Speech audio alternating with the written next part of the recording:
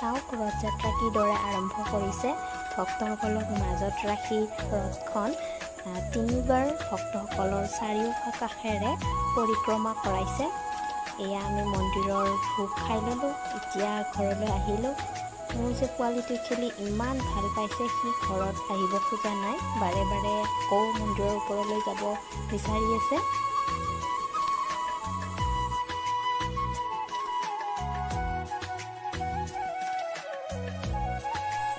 এতিয়া আমি তললৈ নামি গৈ আছোঁ ঘৰলৈ আহিবলৈ।